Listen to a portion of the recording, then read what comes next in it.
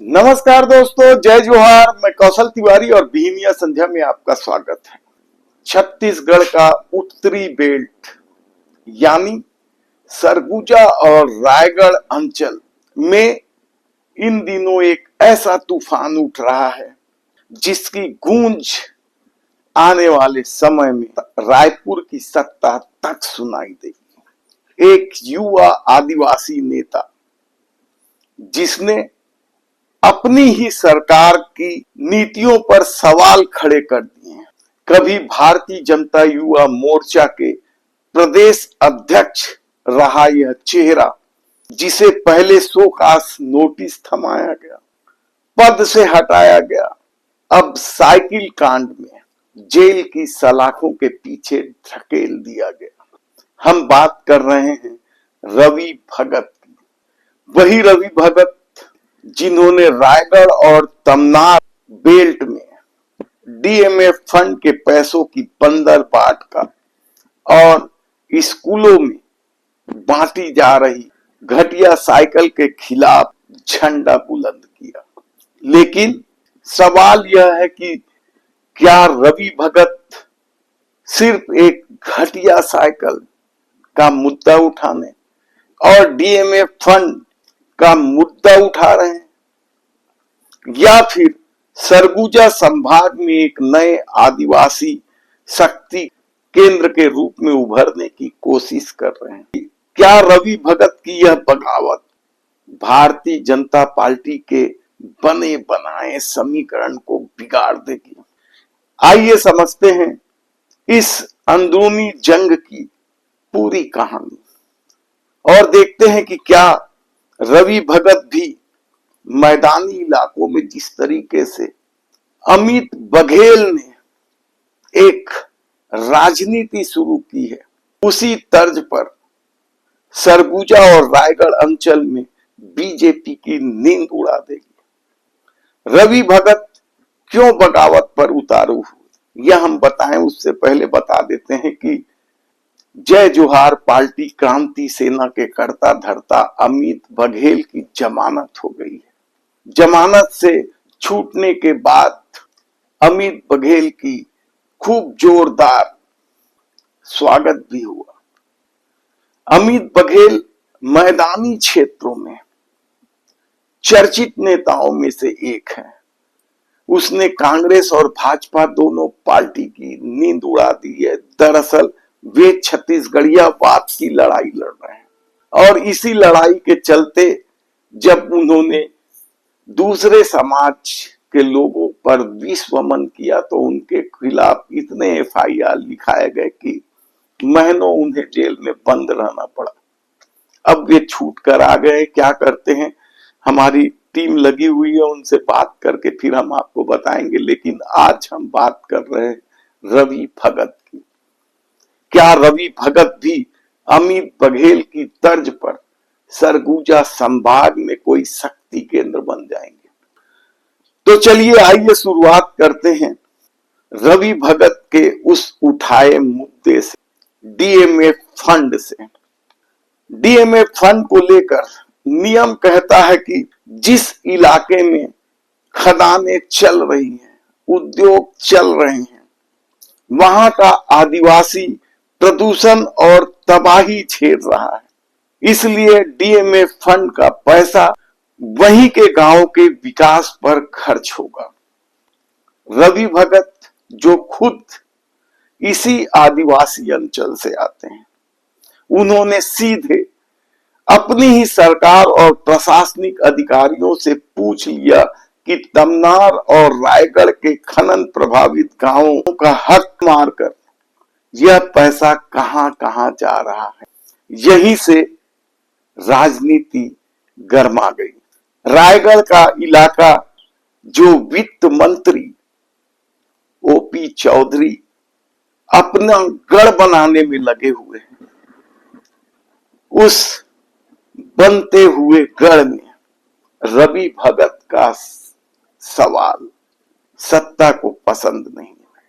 राजनीतिक गलियारों में रवि भगत के सवाल गूंजने लगे। तब रायगढ़ के पावर सेंटर ओपी चौधरी और रवि भगत के बीच ऑल इज नॉट वेल की बात सामने आने लगी। जब रवि भगत ने डीएमएफ फंड का मुद्दा उठाया और स्थानीय आदिवासियों की आवाज बनने की कोशिश की, तो पार्टी हाईकमान ने इसे अनुशासनहीनता मान लिया और उन्हें शोकास नोटिस दे दिया। लेकिन रवि भगत जानते थे कि वे मुद्दा गलत नहीं उठा रहे हैं, इसलिए उन्होंने पार्टी से ही इस्तीफा दे दिया और स्थानीय मुद्दों को उठाने में जी जान से लग गए।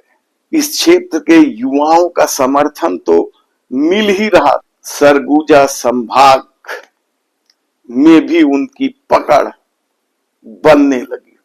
सरगुजा संभाग जिसने पिछले चुनाव में भारतीय जनता पार्टी को सभी 14 सीटें दी है, और ऐसे में मुख्यमंत्री विष्णुदेव साय खुद इसी संभाग से आते हैं, को तब रवि भगत की सक्रियता सत्ता को कैसे पसंद आ सकती। और यही वजह है कि रवि भगत चाहे घटिया सड़क की बात हो या वृक्षों की कटाई की बात हो या फिर भ्रष्टाचार की बात हो, जोर शोर से उठाने लगे थे। और उनका 2 तारीख को तो बड़ा आंदोलन की योजना थी और इसकी भनक शासन प्रशासन को भी लग चुकी थी। यही वजह है कि जब उन्होंने लैलूंगा में सरस्वती साइकिल योजना में घटिया साइकिल देने के मामले को लेकर खुद पहुंच गए, अपने समर्थकों के साथ हंगामा करने लग गए, विरोध करने लग गए, तो उन्हें गिरफ्तार कर लिया गया। और रवि भगत ने साफ कह दिया कि 2 तारीख का आंदोलन चलेगा, हर व्यक्ति रवि भगत बनकर उस आंदोलन को सफल बनाए। इस दौरान रवि भगत ने यह भी कहा कि बच्चियों को, आदिवासी बच्चियों को घटिया साइकिल देने की बजाय सरकार सीधे फंड क्यों नहीं दे देती है।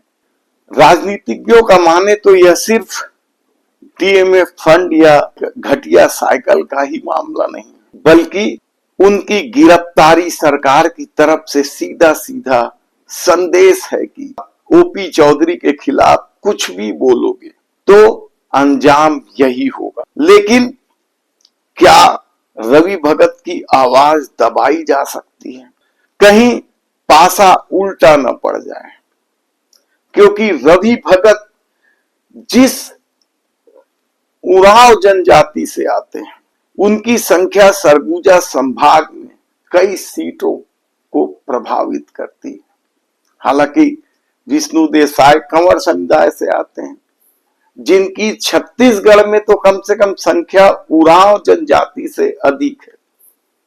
जो आंकड़े सामने आए हैं या सूत्र बताते हैं, उनके मुताबिक यदि कंवर समुदाय 11% से कुछ अधिक है, तो उरांव जनजाति की संख्या भी 9.5% के आसपास है।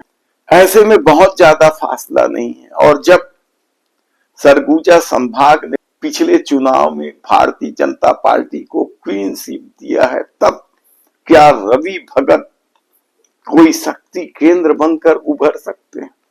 देखना होगा कि क्या रवि भगत अमित बघेल की तरह संघर्ष करते हुए आगे बढ़ेंगे, या जिस तरीके से भारतीय जनता पार्टी एक अनुशासन वाली पार्टी मानी जाती है, और जो भी इस पार्टी से टकराया है उसके कैरियर ही खत्म हो गए हैं। बहुत सारे नाम आप ले सकते हो।